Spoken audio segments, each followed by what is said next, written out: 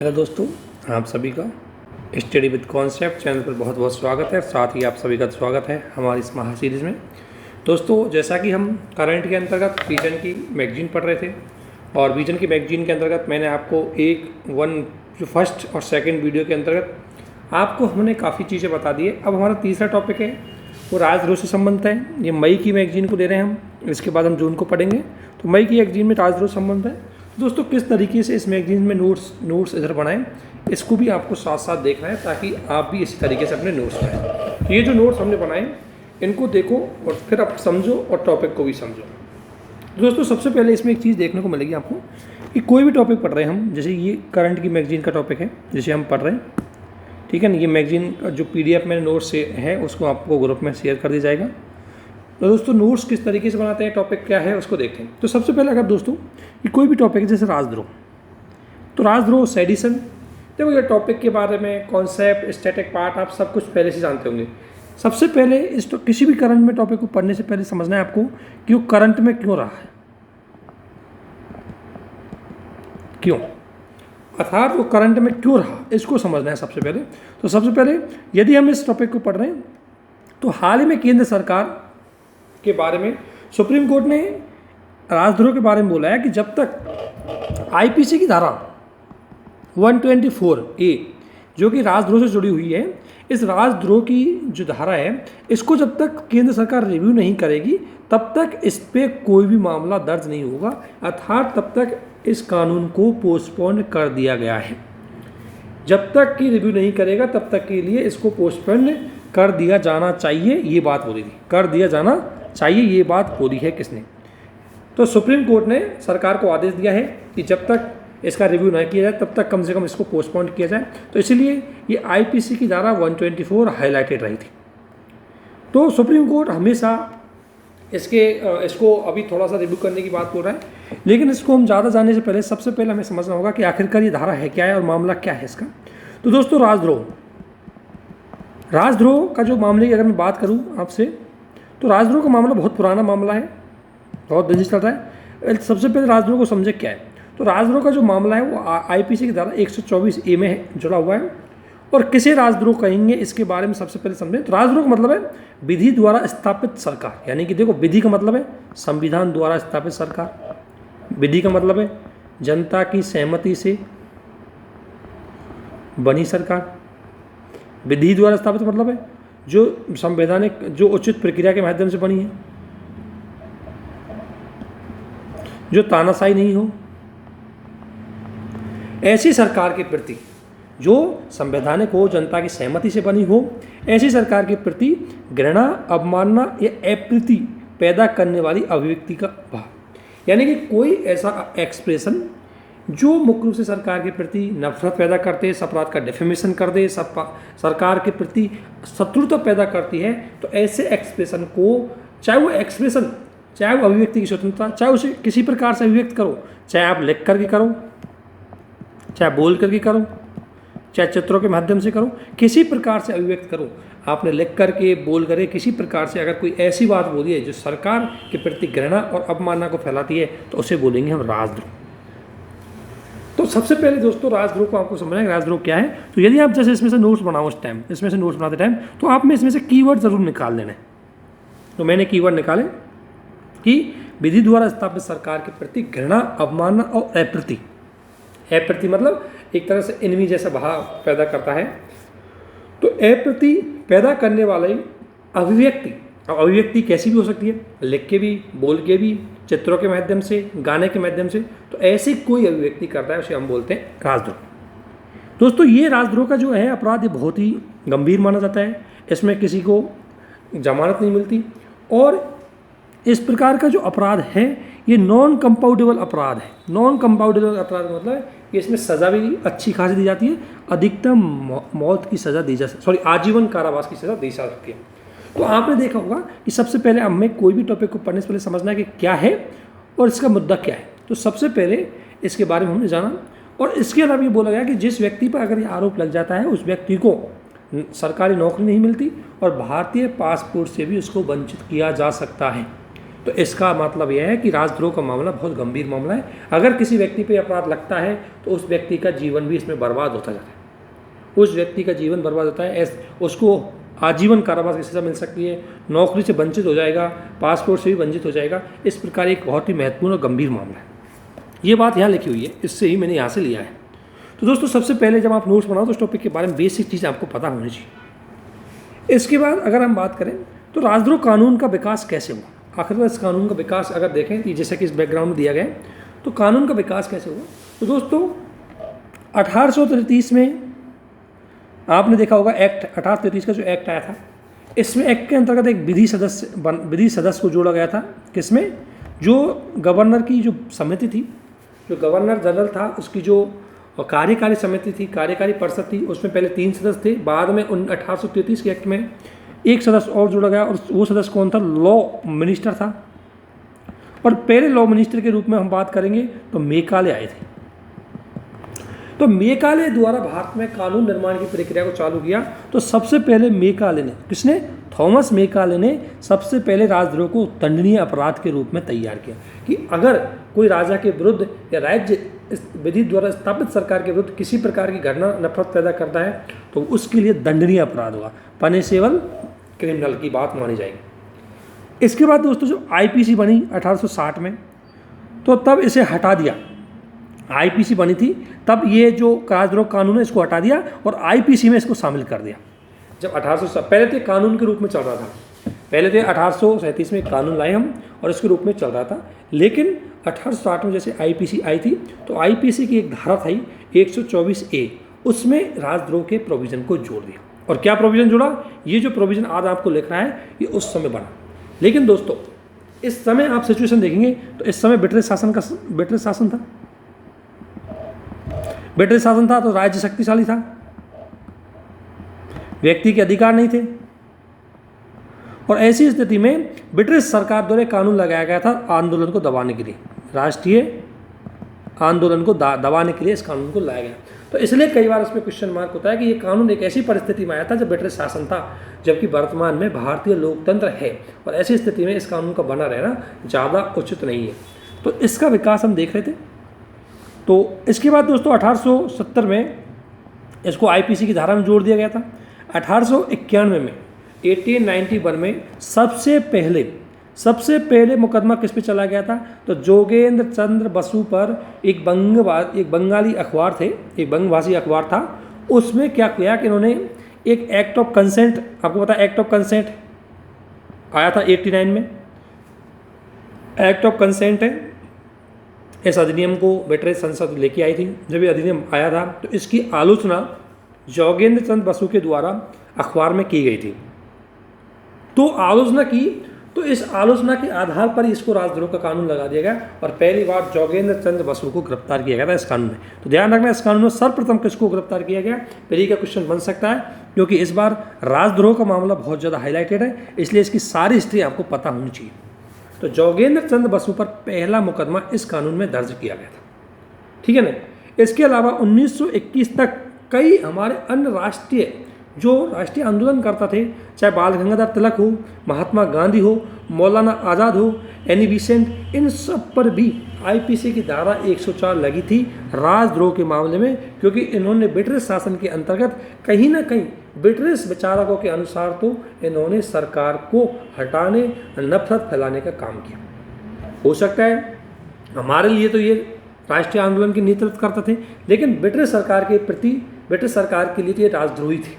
उन्होंने इनको राजद्रोही माना क्योंकि उनकी विधि द्वारा स्थापित जो सरकार थी उसको हटाने की बात कर रहे थे, तो उनकी परिभाषा के अनुसार ये राजद्रोही थे। इसलिए 1921 में इन पर भी कानून लगा था, मतलब कई 1921 आता था, इन पर भी एक अधिकार इस कानून के अंतर्गत केस दर्ज हो चुका था।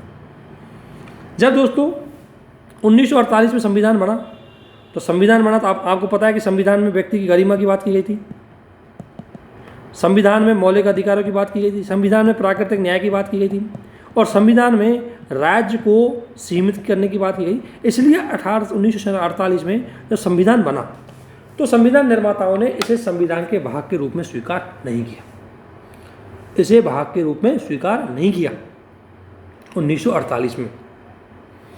लेकिन संविधान का हिस्सा तो नहीं बनाया, लेकिन इसे आईपीसी की धारा में ज़रूर बनाए रखा। अब दोस्तों आप सोच रहे होंगे कि आखिर क्या परिस्थिति थी कि जब भाई ब्रिटिश शासन के अधीन थे तब तो हमें ये कानून ब्रिटिश सरकार के द्वारा यूज किया जाता था, तब हमें इसे अच्छा नहीं मानते थे। तो जब हम इसे अच्छा नहीं मानते थे तो क्या स्थितियाँ, क्या कारण है कि उसके बावजूद भी इसको बनाए रखा। तो दोस्तों अगर आप 1948 की सिचुएशन देख रहे होंगे तो उस समय एक तो देश में विभाजन की परिस्थिति चल रही है, एक देश में दक्षिण आंदोलन चल रहा है, द्रविड़ आंदोलन, नॉर्थ ईस्ट में अलग आंदोलन चल रहे हैं, निर्जातीय जो अलग होने के आंदोलन चल रहे थे। इसके अलावा जम्मू कश्मीर का इशू चल रहा था, इसके अलावा हम हैदराबाद इशू चल रहा था, है ना, और इसके अलावा आंतरिक रूप से कमजोरियाँ थी। तो इतनी ज़्यादा जब चुनौतियाँ हैं किसी राज्य के प्रति, तो वहाँ पर ये ऑब्वियसली विभाजन करने वाले देश के विरोध में बोलेंगे, आंदोलन करने वाले देश के विरोध में बोलेंगे। जब इतनी ज़्यादा किसी राज्य के विरोध में चुनौतियाँ हो तो वहाँ राज्य को सशक्त कानून बनाने पड़ते हैं, और उन्हीं सशक्त कानूनों में से इस देशद्रोह के कानून को या सेडिशन जो लॉ है इसको बनाए रखा, क्योंकि देश की आंतरिक सुरक्षा के लिए, देश की शांति करने के लिए अगर कोई व्यक्ति या कोई संस्था देश के विरुद्ध में अगर बात करती है, देश का विभाजन करवाती है, देश में अशांति फैलवाती है, तो उसको रेगुलेट करने के लिए कानून होना चाहिए। इसलिए संविधान निर्माताओं ने इसको संविधान से हटाकर इसको आईपीसी में बनाए रखा, क्योंकि उनका मानना था कि आंतरिक सुरक्षा एवं राष्ट्रीय एकता के लिए जरूरी है। क्यों? क्योंकि यदि कोई व्यक्ति जो देश के विरोध में बोलता है, देखो ये बात तो ठीक है कि भाई व्यक्तियों की स्वतंत्रता होनी चाहिए, व्यक्ति को बोलने का अधिकार होना चाहिए, लेकिन व्यक्ति की स्वतंत्रता के साथ साथ हमें राष्ट्र की सुरक्षा भी तो रखनी है। और अगर कोई व्यक्ति ऐसा कुछ बोल देता है जिससे राष्ट्र की सुरक्षा खतरे में आ जाती है, तो उसको रोकने के लिए हमारे पास कानून होने चाहिए, इसलिए इस कानून को बनाए रखा। इसके बाद दोस्तों पंडित जवाहरलाल नेहरू की जो सरकार थी उसने प्रथम संविधान संशोधन के अंतर्गत जो 19(1) में जो 19(1) में जो स्वतंत्रता दी गई है और 19(2) में उन पर प्रतिबंध लगाया गया है, तो उन प्रतिबंधों का एक आधार ये भी था कि अगर कोई विचार व्यक्ति की स्वतंत्रता, कोई किसी व्यक्ति का कोई कार्य अगर देश के विरुद्ध है, देश की स्थापित सरकार के विरुद्ध है, तो उसके विरुद्ध देशद्रोह आरोप लगाया जाएगा। अर्थात सेडिशन को युक्त या कह सकते हैं रीजनेबल रेस्ट्रिक्शन के अंतर्गत शामिल किया गया था। कब?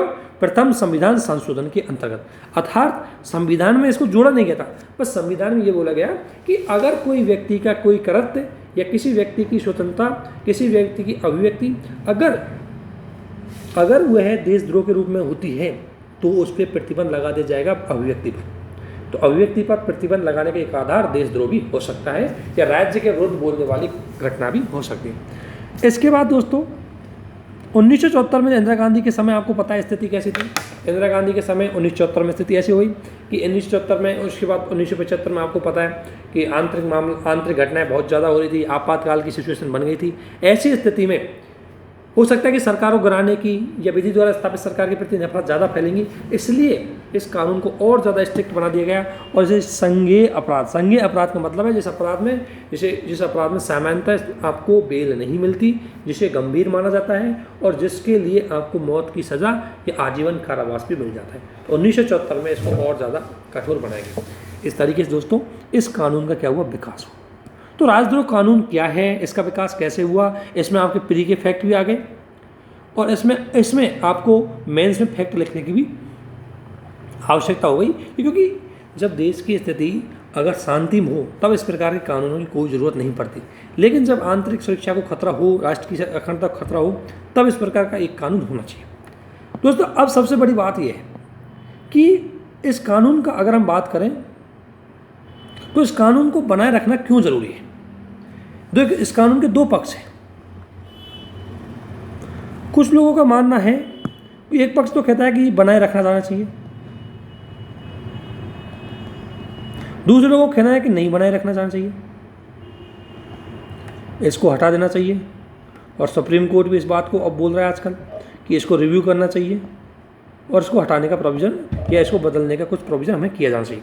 तो सबसे पहले अगर हम इनमें से देखें ये महत्व क्या है, आखिर ये बनाए रखना क्यों ज़रूरी है। तो दोस्तों यदि हम महत्व बनाए रखने की जरूरत करें तो ये राष्ट्र की एकता के लिए बहुत ज़रूरी है। कैसे? आपको पता है कि यदि ये कानून नहीं होगा तो कोई भी व्यक्ति, नॉर्थ ईस्ट का व्यक्ति अलग राज्य की मांग कर सकता है, साउथ में द्रविडियन अलग राज्य की मांग कर सकता है, जम्मू कश्मीर वाला अलग राज्य की मांग कर सकता है, जनता को भड़का सकता है, कोई ऐसा बात बोल सकता है जिससे अशांति फैल जाए। तो इसलिए हमारे पास इस प्रकार की गतिविधियों को, या राष्ट्र विरोधी गतिविधि, चाहे वो अलगाववाद हो, नक्सलवाद हो, आतंकवाद हो, इन सबको रोकने के लिए हमें एक स्ट्रिक्ट कानून होना चाहिए। इसलिए राष्ट्रीय कानून या राष्ट्रद्रोह कानून हमारे लिए एक महत्वपूर्ण है। ठीक है, तो एग्जाम्पल दे सकते हैं कि अलगाववाद, नक्सलवाद और इन कानूनों को रोकने के लिए हमारे लिए बहुत ही ज़्यादा ज़रूरी है राष्ट्र विरोधी गतिविधियों को निपटने के लिए। क्या जरूरी है? IPC की धारा 124 जरूरी है। इसके अलावा दोस्तों स्थिर राज्य व्यवस्था, देखो स्थिर राज्य व्यवस्था मतलब एक लोकतांत्रिक सरकार को बनाए रखने के लिए। और आपने देखा होगा कि कई ऐसे हथकंडे होते हैं जिसे हिंसा का सहारा लेकर के सरकार को हटाने की कोशिश करते हैं। फॉर एग्जाम्पल नक्सलवाद। तो नक्सलवाद जब भारत की विधि द्वारा स्थापित सरकार को हटाने की बात करता है तो उसको रोकने के लिए हमारे पास IPC की धारा 124 होना जरूरी है। कहने का मतलब है कि व्यक्तियों के अधिकारों की हमें ध्यान तो रखना है, लेकिन व्यक्तियों के अधिकारों के लिए हमें राष्ट्र की सुरक्षा को भी दांव पे नहीं लगाना है। ठीक है ना? इसलिए IPC की धारा 124 हमारे लिए जरूरी है for political stability, for national security. इसके अलावा दोस्तों अवमानना की शक्ति, दोस्तों न्यायपालिका को अवमानना की शक्ति दी गई है। दोस्तों अगर कोई स्टेटमेंट जो न्यायपालिका के विरुद्ध चल जाता है या न्यायपालिका की मूल भावना को नुकसान पहुंचाता है तो उस पर कंटेम्प्ट ऑफ कोर्ट का केस लग जाता है और वो भी देशद्रोह के रूप में भी हो सकता है। तो दोस्तों अगर कोई भी व्यक्ति, अगर देशद्रोह नाम का कानून नहीं होता तो कोई व्यक्ति न्यायपालिका के विरुद्ध बोलता, न्यायपालिका के जो निर्णय है उनको उल्टा साबित करता, तो उससे न्यायपालिका की निर्णय क्षमता है वो गिर जाती। तो उसके लिए भी हमें ज़रूरी है कि हमारे पास एक ऐसा कानून होना चाहिए। इसके अलावा लोक व्यवस्था को बनाए रखने के लिए दोस्तों कई बार ऐसा होता है कि आंदोलन होते हैं, कई बार सांप्रदायिक दंगे होते हैं, कई बार भड़काऊ भाषण होते हैं। तो ऐसी स्थिति में उन भड़काऊ भाषणों को रोकने के लिए हमें क्या जरूरी है? देशद्रोह का कानून जरूरी है। इस प्रकार का स्ट्रिक्ट कानून हमारे पास ज़रूरी है ताकि लोगों को कठोर सजा दे सकें और लोगों के मन में एक बहल आ सके कि राज्य सरकार के विरुद्ध या विधि द्वारा स्थापित सरकार के विरुद्ध नहीं बोलना चाहिए। इसलिए भारत में सामान्यतः गृह युद्ध की स्थिति नहीं बनती। तो दोस्तों ये बात तो ठीक है कि राष्ट्रीय एकता हुई, स्थिर सरकार हुई, अवमानना हुई, इन लोक व्यवस्था हुई, इनके लिए ज़रूरी है। क्यों ज़रूरी है? क्योंकि अगर ये कानून नहीं होगा तो हिंसा भड़केगी, हिंसा बढ़ेगी तो लोगों का जीवन का अधिकार क्या हो जाएगा? समाप्त हो जाएगा। तो ये बोला गया यदि विचार अभिव्यक्ति स्वतंत्रता और जीवन के अधिकार में टकराट होती है तो ऑब्वियसली जीवन के अधिकार को वरीयता दी जाती है। इसलिए अगर 19 का उल्लंघन हो रहा है तो होने दो, लेकिन 21 का उल्लंघन नहीं होना चाहिए। ठीक है ना? इसलिए कानून बना रहना चाहिए। ये बात तो ठीक है, ये तो इसके पक्ष करने वाले कहते हैं। लेकिन सबसे बड़ी बात तो यह है कि इसका जो समाप्ति की या रिव्यू की बात अगर हम देखें तो क्यों जरूरी है? तो दोस्तों आर्टिकल 19 के अंतर्गत आपको पता है कि स्वतंत्रता दी गई है। 21 के अंतर्गत आपको विचार व्यक्ति स्वतंत्रता को, गरिमापूर्ण जीवन के लिए आप कुछ भी एक्सप्रेस कर सकते हो। तो जब आपको मौलिक अधिकार दिए गए, फंडामेंटल राइट दिए गए, लेकिन कोई भी सरकार बेकाम में अगर किसी के फंडामेंटल राइट को दबा करके, मतलब देखो लोकतंत्र है दोस्तों, लोकतंत्र है और लोकतंत्र में असहमति का अधिकार है, और यदि कोई व्यक्ति अपनी चुनी हुई सरकार के प्रति असहमति व्यक्त करता है तो ये उसका अधिकार है। लेकिन सरकार कई बार इस अधिकार को दबा करके देशद्रोह का कानून लगा देती है। तो इसलिए बोला जाता है कि देशद्रोह का कानून व्यक्ति के मौलिक अधिकारों को सीमित कर देता है, इसलिए इसको समाप्त किया जाना चाहिए। दूसरा दोस्तों इसमें अनिश्चितता रहती है। अनिश्चितता का मतलब है कि इसके जो शब्द है देशद्रोह, तो देशद्रोह का मतलब विधि द्वारा स्थापित सरकार के विरुद्ध विद्रोह। दोस्तों कई बार देशद्रोह तो ठीक है कि अगर कोई राज्य के विरुद्ध कोई व्यक्ति बोल रहा है तो उसको गिरफ्तार करना जरूरी है, लेकिन राज्य कौन? इसकी स्पष्टता नहीं। क्या राज्य किसी पार्टी का नेता है, या राज्य किसी पार्टी का निर्वाचित प्रतिनिधि है, या राज्य भारतीय संस्था, भारत की जो संस्था है वो। तो कई बार जैसे मान लें कोई प्रधानमंत्री हमारा बना है, तो चूंकि प्रधानमंत्री हमारा एक राजनीतिक प्रतिनिधि भी है, उसकी आलोचना करना डेमोक्रेसी में आता है, परंतु प्रधानमंत्री की आलोचना कर दे कोई व्यक्ति तो उसको भी राज्य के विरुद्ध विद्रोह माना जाता है। तो ऐसे नहीं है दोस्तों, राज्य की आलोचना और सरकार की आलोचना दोनों अलग अलग हो जाती है, और राष्ट्र के विरुद्ध विद्रोह और सरकार की आलोचना करना अलग अलग बात होती है। इसलिए बोला जाता है कि इस शब्द में, देशद्रोह के शब्द में सबसे पहले स्पष्टता नहीं है। हर कोई सरकार इसको अपने अनुसार डिफाइन करती है और किसी भी व्यक्ति को, निर्दोष व्यक्ति को इसमें गिरफ्तार कर लेती है। इसके अलावा दोस्तों इसमें यह बोला गया कि जो ये कानून है, दूसरा यह कि दोस्तों कि इसमें दोष सिद्धि की दर बहुत निम्न है। यानी कि अगर 100 व्यक्ति गिरफ्तार कर रहे हो तो 100 में से 3 व्यक्तियों को ही सज़ा मिल पा रही है। इसका मतलब यह है कि आप 97% जो व्यक्ति हैं उन पे गलत आरोप लगा रहे हैं। और दोस्तों अगर किसी व्यक्ति पे गलत आरोप लग जाता है तो एक तो होता है आपको पता आरोप लगना, और एक होता है दोष सिद्ध होना। हमारी न्यायपालिका की गति इतनी धीमी है कि इसके दौरान उसको 6 से 7 साल लग जाते हैं।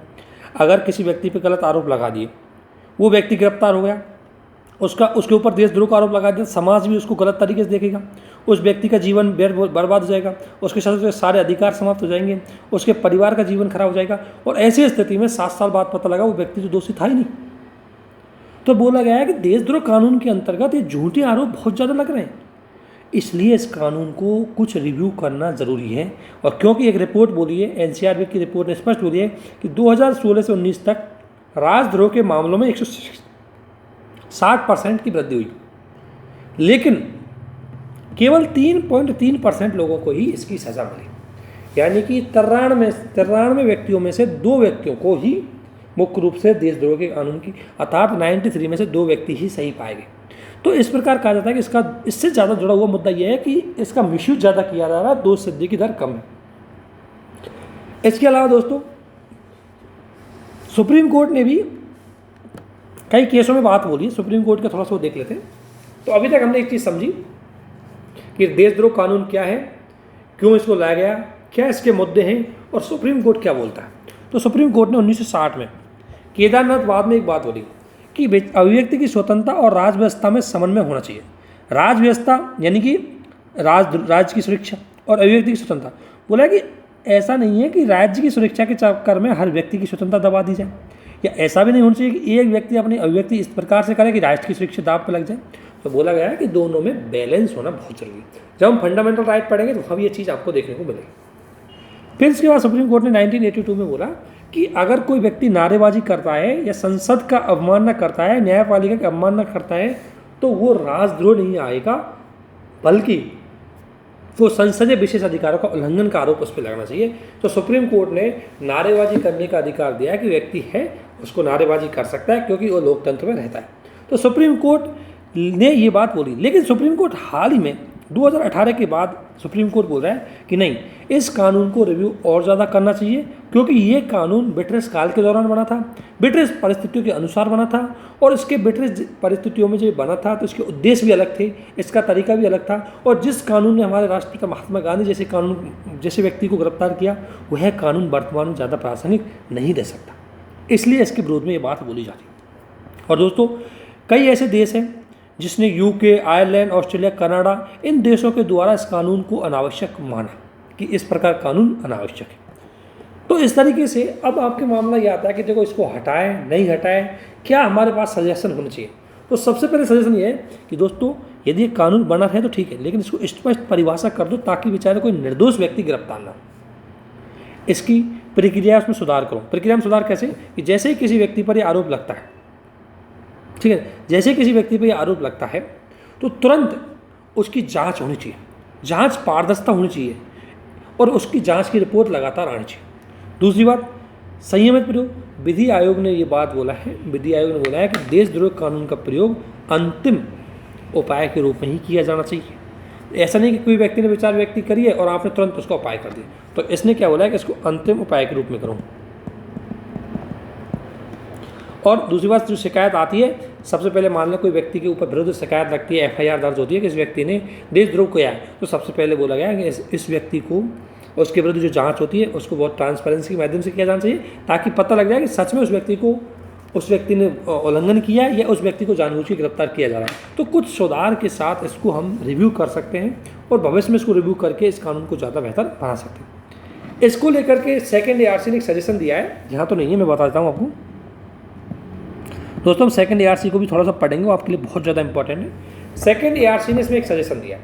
सेकेंड ARC ने सजेशन दिया है कि IPC की धारा 124A को पूरी तरह समाप्त कर दो और इसकी कुछ महत्वपूर्ण प्रोविजन को नेशनल सिक्योरिटी एक्ट में रख दो जो सुरक्षा के लिए ज़रूरी है। पूरे कानून को हटा दो, जो महत्वपूर्ण प्रोविजन जो राष्ट्र की सुरक्षा के लिए ज़रूरी है उन प्रोविजन को नेशनल सिक्योरिटी एक्ट के अंतर्गत आप लगा सकते हो। तो इसलिए आई सेकंड यार्स ने सुधार के सुझाव दिए। तो इस तरीके से हमें देशद्रोह से जुड़ा हुआ सारा मुद्दा पढ़ लिया। अब देशद्रोह का कोई आप आर्टिकल पढ़ो, कोई एडिटोरियल पढ़ो, सब में यही कहानी आएगी, ठीक है ना। तो इतना पढ़ने के बाद देशद्रोह के बारे में ज़्यादा कोई आपको ज़रूरत है नहीं इस टॉपिक को लेकर के। आपके पास फैक्ट भी आ गया, ये फैक्ट ज़रूर लिख लेना। जैसे ये फैक्ट आ गया, जब आपको साबित करना है कि इसका दोष ये ज़्यादा उचित नहीं है तो आप इन फैक्टों को लिख सकते हैं। ये फैक्ट आपके लिए बहुत ही ज़रूरी है। इसके अलावा दोस्तों अगला का टॉपिक पर हम जाएँ तो अगला टॉपिक है न्याय। कुछ छोटे छोटे टॉपिक इनको देख लेते हैं। हाल फिलहाल पहली बार सुप्रीम कोर्ट के जो न्यायाधीश है वो पूरी क्षमता के माध्यम से काम करेंगे। और आपको पता है कि सुप्रीम कोर्ट के न्यायाधीशों की वर्तमान संख्या 34 है और पहली बार पूरी सीट फुल भरी होंगी, ठीक है ना। अगर हम बात करें थोड़ा सा फैक्ट देख लेते हैं प्री के लिए, हालांकि न्यायपालिका पढ़ेंगे तब भी आएंगे। देखो अब आप बोलते हैं करंट पढ़ो, इसमें करंट देखो एक लाइन करंट है, बस ये एक लाइन करंट है, बाकी ये सब आपने पहले पढ़ा होगा। तो इसलिए दोस्तों करंट से पहले आपका बेसिक अच्छा होना चाहिए। इसी प्रकार इसमें क्या करंट है बताओ, इसमें कुछ करंट नहीं है, ये सारा आपका बेसिक है। इसमें कुछ करंट नहीं है, ये सारा आपका बेसिक है। ये जरूर एक करंट है, इसको थोड़ा सा देख लें कि मतलब क्या है इसका। इसके अलावा ये परिसीमन आयोग कोई करंट नहीं है आपका। तो दोस्तों करंट आपकी बहुत कम होती है, उससे घबराओ मत। ये जरूर है कि करंट में कोई टॉपिक अगर हाईलाइटेड रहता है तो निश्चित रूप से उससे क्वेश्चन आ सकते हैं। तो हाल ही में सुप्रीम कोर्ट के जो न्यायाधीश हैं उनकी संख्या फुल हो चुकी है। अब क्या मामला है, आर्टिकल 124A बोलता है, देखो इतनी सी चीज़ लेनी है आपको। आर्टिकल 124A लेता है कि संसद में सुप्रीम कोर्ट के न्यायाधीशों की संख्या निर्धारित। ये बात सही है कि सुप्रीम कोर्ट के न्यायाधीश हैं उनकी संख्या निर्धारण कौन करता है, संसद। ये ध्यान रखना, कन्फ्यूज मत होना। सुप्रीम कोर्ट के न्यायाधीशों की संख्या का निर्धारण कौन करती है, पार्लियामेंट। जबकि हाई कोर्ट के न्यायाधीशों की संख्या का निर्धारण कौन करता है, प्रेसिडेंट। बिल्कुल कन्फ्यूज मत होना, प्री का क्वेश्चन बहुत अच्छे से बन सकता है, बना भी है, ठीक है। लेकिन दोस्तों संसद द्वारा जब ये न्यायाधीशों की संख्या निर्धारित की जाती है तो कानून लाए जाते हैं, विधि लाई जाती है, परंतु वह विधि संविधान संशोधन विधि नहीं कहलाती। ध्यान रखना, साधारण कानून के माध्यम से संसद न्यायाधीशों की संख्या बढ़ा देती है, सुप्रीम कोर्ट के न्यायाधीशों की संख्या। ये आपके प्री के लिए बहुत महत्वपूर्ण हो गया। इसके अलावा दोस्तों नियुक्ति की अगर मैं बात करूँ तो आर्टिकल 124(2) की अगर मैं बात करूँ तो इसमें लिखा हुआ है कि राष्ट्रपति कॉलेजियम की मदद से क्या करेगा, CGI व अन्य न्यायाधीशों की नियुक्ति करेगा। और अब मैं इसलिए इसको ज़्यादा विस्तार से नहीं बढ़ाया, जब हम जुडिशरी पढ़ेंगे तो वहाँ मैंने इसको बहुत अच्छे तरीके से आपको पढ़ाऊँगा, तो वहाँ हम पढ़ सकते हैं। यहाँ आपको जस्ट कॉलेजियम देख लेते हैं कि कॉलेजियम का विकास की अगर मैं बात करूँ, देखो मूल संविधान में क्या बात लिखी थी। मूल संविधान में लिखा कि राष्ट्रपति CGI की परामर्श से सुप्रीम कोर्ट के न्यायाधीशों की नियुक्ति करेगा, लेकिन ये नहीं लिखा कि परामर्श वैधकारी है या गैर वैधकारी। तो इसको लेकर के सुप्रीम कोर्ट में निर्णय हुआ। तो पहला जो डिसीजन आया 1981 में, जिसे फर्स्ट जज केस बोला गया, इस फर्स्ट जज केस में सुप्रीम कोर्ट ने बोला कि नहीं, राष्ट्रपति सुप्रीम कोर्ट के न्यायाधीश की बात मानने के लिए वैधकारी नहीं है। ध्यान रखना, इसमें राष्ट्रपति को ज़्यादा बढ़ती थी CGI से, ये बात आप समझ गए। उसके बाद दूसरा केस आया 1993 में, इसमें मामला उल्टा हो गया। इसमें बोला कि नहीं, राष्ट्रपति जो न्यायाधीशों के द्वारा जो सलाह दी जाएगी उसके लिए क्या है, वैधकारी है। और ये सलाह अकेला CGI नहीं देगा, बल्कि 1+2 CGI + 2 उसके वरिष्ठतम न्यायाधीश इस सलाह को देंगे। इस प्रकार शुरुआती फेज में पहली बार यहाँ पर कॉलेजियम आ गया। कॉलेजियम मतलब ग्रुप ऑफ पीपल, तो 2 हो गए। 1+2 ये पहले किसी व्यक्ति का नाम भेजेंगे, फिर राष्ट्रपति उस पर मोहर लगाएगा, और राष्ट्रपति को उस पर मोहर लगाना बहुत ही जरूरी है, ये बात ही ध्यान रखना। हाँ, एक बार राष्ट्रपति रिव्यू के लिए भेज सकता है, लेकिन अगर कॉलेजियम दोबारा राष्ट्रपति के पास भेजता है उसी व्यक्ति का नाम, तो सुप्रीम कोर्ट के उस व्यक्ति को न्यायाधीश बनाना राष्ट्रपति के लिए वैधकारी हो जाता है। इसके बाद इसको और स्पष्ट करने के लिए 3 जजेस केस आया, और 3 जजेस केस में ये क्या कर दिया, 1+4 कर दिया। ध्यान रखना, 1+4 कर दिया गया था, यानी कि अब सुप्रीम कोर्ट का मुख्य न्यायाधीश प्लस 4 वरिष्ठतम न्यायाधीशों की सलाह से किसी व्यक्ति को किया जाएगा। वो अगर वो कॉलेजियम का निर्माण होगा और कॉलेजियम की सिफारिश करेगा। लेकिन ध्यान रखना, इसमें सुप्रीम कोर्ट के न्यायाधीश की सहमति बहुत जरूरी है। 1+4 तो है, लेकिन बहुमत 3 चाहिए। इन तीनों में सुप्रीम कोर्ट का चीफ जस्टिस ऑफ इंडिया होना चाहिए। इसके अलावा दोस्तों अगर मैं बात करूं हाई कोर्ट के न्यायाधीशों की नियुक्ति कैसे होती है, यह स्थानांतरण कैसा होता है? तो इसके लिए पहले हाई कोर्ट का एक कॉलेजियम होता है जिसमें 1+2 सदस्य होते हैं। 1+2 मतलब हाई कोर्ट का 1 चीफ जस्टिस और 2 वरिष्ठतम सदस्य। ये नाम भेजेंगे किसके पास? कॉलेजियम के पास। फिर कॉलेजियम के नाम भेजे किसके पास? सरकार के पास। सरकार फिर उसको इलेक्टेड करेगी। इसी प्रकार से ट्रांसफर को लेकर के होता है, ठीक है ना। तो इनको और विस्तार से हम आगे देखेंगे। अभी आपको बेसिक सी इन्फॉर्मेशन पता होनी चाहिए करंट की। इसके अलावा दोस्तों राष्ट्रपति की, और राष्ट्रपति हम अच्छे से पढ़ते हैं। बस फैक्ट की चीज़ आपको एक लिखनी है कि वर्तमान में सांसदों का जो मूल्य है वो 708 से घट करके 700 हो गया। क्यों हो गया? क्योंकि विधानसभा है, जो जम्मू कश्मीर की विधानसभा है वो समाप्त हो चुकी है। और आपको पता है कि सांसदों का जो वोट वैल्यू है वो किससे होती है? विधायकों की वोट वैल्यू वर्सेस सांसद, नंबर ऑफ सांसद, इनसे सांसदों की आ जाती है वोट वैल्यू आ जाती है। तो ये राष्ट्रपति है, इसको आपको जो हम राष्ट्रपति टॉपिक पढ़ेंगे उसमें बहुत विस्तार से पढ़ेंगे। मैं आपको यहाँ बताना चाहता हूँ करंट कुछ नहीं होती दोस्तों, बस एक छोटी सी घटना है कि इस बार राष्ट्रपति का चुनाव हुआ है, इसलिए राष्ट्रपति के चुनाव प्रक्रिया को अच्छे से पढ़ लेना है, बस ये समझ लो। इसके बाद अंतर्राज्य परिषद, अंतर्राज्य परिषद है, ये भी हम आगे अच्छे से पढ़ेंगे जब हमारा टॉपिक पढ़ेंगे। लेकिन यहाँ को बताते हैं अंतर्राज्य परिषद क्या है। तो हाल ही में करंट में रही दोस्तों, ये आपके टॉपिक था कि हाल ही में अंतर्राज्य परिषद है, इसको करंट में रही है। और करंट में यह है कि इसके पुनर्गठन के लिए हाल ही में बोला गया कि इसकी बैठक दोबारा की जाए, इसका पुनर्गठन किया जाए। तो पहले हम देखते हैं इसका मुद्दा क्या है। तो ध्यान रखना, आर्टिकल 263 के अंतर्गत एक बात लिखी है कि राष्ट्रपति को जब आवश्यक लगे तो वो राज्य और केंद्रों में समन्वय स्थापित करने के लिए एक अंतर्राज्य परिषद की स्थापना कर सकता है। अब राष्ट्रपति ने 1947 से लेकर के 1989 तक इसकी स्थापना नहीं की, लेकिन सरकारी आयोग की सिफारिश के बाद 1989 में इसकी क्या की गई? स्थापना की गई। पहली बार इसका गठन किया गया था। और दोस्तों ये ध्यान रखना, एक परामर्श या ये केवल एडवाइजरी इंस्टीट्यूट है, इसकी परामर्श मानना कोई बाध्यकारी नहीं है। फिर के फैक्ट यहाँ से आते हैं दोस्तों। फिर के फैक्ट यह है कि इसकी अध्यक्षता प्राइम मिनिस्टर करते हैं, सभी राज्यों के सीएम इसमें शामिल होते हैं, 6 होम मिनिस्टर, 6 जो कैबिनेट मंत्री हैं वो कोई भी हो सकते हैं, चाहे होम मिनिस्ट्री हो सकती है, रेल मिनिस्ट्री हो सकती है, फाइनेंस मिनिस्ट्री हो सकती है, 6 कैबिनेट मिनिस्टर इसमें शामिल होते हैं। और इसके अलावा यूटी जहाँ विधानसभा है वहाँ के जो सीएम आएंगे, और यूटी जहाँ विधानसभा नहीं है वहाँ के प्रशासक या उपराज्यपाल इसमें शामिल होते हैं, ठीक है। ये इसका स्ट्रक्चर पीढ़ी के लिए बहुत महत्वपूर्ण है, इसको थोड़ा ध्यान रखना। इसके अलावा एक स्थायी समिति होती है जिसकी अध्यक्षता कौन करता है? होम मिनिस्टर करते हैं, ठीक है दोस्तों। इतना इसमें ध्यान रखना है, इससे ज़्यादा आपको नहीं पढ़ना। तो मैं ये कह रहा हूँ कि इतनी पूरी चीज़ आपको दिख रही है ना, तो नहीं बड़ी, इसमें कुछ नहीं है। अगर आपको पहले से पता है, अगर आपको पहले से पढ़ रखा है 263 आर्टिकल को, तो क्या करंट है इसमें? कुछ करंट नहीं है, बस इतनी सी लाइन लिखनी है कि भाई इस बार इसकी बैठक हुई है, एक करंट है बस कि इस बार इसको पुनर्गठन करने की बात चल रही है, इतना आपको काम करना है। इसके अलावा ये थोड़ा सा हो सकता है तिरुवनंतपुरम घोषणा पत्र, ये महिला आरक्षण से जुड़ा हुआ है। आपको पता है महिलाओं को विधानसभा और लोकसभा में क्या करनी है? विधानसभा एवं लोकसभा में रिजर्वेशन नहीं है। 1996 में इनके लिए रिजर्वेशन के लिए 1996 में एक बिल आया था, लेकिन वो बिल कभी पारित नहीं हुआ। तो इस घोषणा पत्र के दौरान राष्ट्रीय महिला, जितनी भी भारत की महिला विधायकें थीं वो सभी इसमें शामिल हुई। ये भारत का प्रथम राष्ट्रीय महिला विधायक, मतलब प्रथम राष्ट्रीय महिला विधायक सम्मेलन था, यानी कि लेडीज एमएलए थी वो इसमें शामिल हुई। और ये तिरुवनंतपुरम में हुई थी, इसलिए इसको तिरुवनंतपुरम घोषणा पत्र बोला गया। और इसमें महिलाओं को लोकसभा और विधानसभा में आरक्षण की बात पर बात है नहीं। इसके अलावा दोस्तों आपको पता है जम्मू कश्मीर का हाल फिलहाल परिसीमन हुआ है। तो सबसे पहले हम परिसीमन आयोग की बात करते हैं। तो किस अनुच्छेद में? आर्टिकल 82 में है।